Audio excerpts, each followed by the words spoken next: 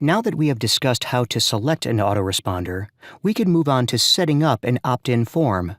An opt-in form is what you will use to capture your leads. You may have visited a site recently and noticed a pop-up form or even a form that has been strategically placed on the website encouraging visitors to join their mailing list. That form you encountered is the opt-in form. When a user fills out your form and decides to opt in, they are giving you permission to send emails to them. Some autoresponders will provide what is known as a double opt-in, in which a user will receive a confirmation email to make sure that you have the correct information. If the service you provided gives you the option to use a double opt-in, it is good to use this as it will help you filter out unresponsive customers. By using the opt-in form, you are also complying with the Can Spam Act. There is some confusion about what the Can Spam Act means, but all that it does is set guidelines for marketers to send emails in a legitimate manner. The Can Spam Act requires marketers to obtain permission for sending emails from users. It also requires that you provide a way for users to opt in each email that you send. The process for opting out should be easy for the user. One click should allow the user to be removed from your list.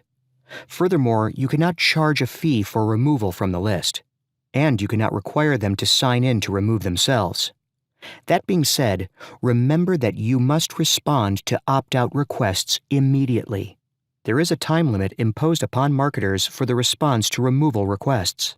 Remember the discussion about the difference between autoresponder services and owning your own autoresponder?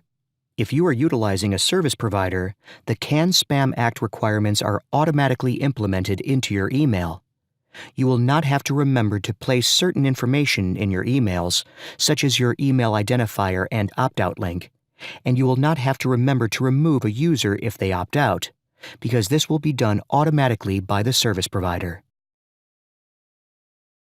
A squeeze page is a page that is dedicated to the sole purpose of capturing leads.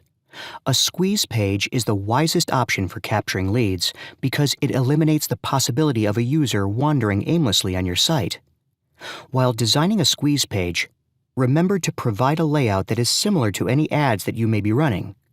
If a person has arrived on your squeeze page from another link, they want to be certain that they are definitely signing up for exactly what they clicked on. If your layout is inconsistent with their expectation, you will certainly drive them away. The squeeze page should have a bulleted list of things that they are going to receive by opting in. This is your time to convince the visitor why they should give you their contact information, so you want to make it good. Here are some tips. 1. Make the headline powerful and personal. If you make the user feel like this is something that will be exclusive to them, they will be more inclined to opt in. 2. Offer something in return for their contact information. Many companies offer some sort of free, relevant content item that entices the user to join the list. 3. The shorter the form, the more likely a user is to opt in. If possible, obtaining a first name and an email is all you need to be effective. Do not make your form longer than necessary. 4. Tell them exactly what to do by providing a strong call to action button. 5. Ensure that the opt-in box is above the fold, so that users do not have to scroll or search in order to join your list. Keep it simple at all times. The value of a split test is also present in squeeze pages. It is vital that you create multiple squeeze pages and track their conversion rates in order to see which design works best with customers. You would be surprised to learn how small tweaks in design can impact the overall effectiveness of a squeeze page. If you are not familiar with coding, there are resources to help you overcome that obstacle.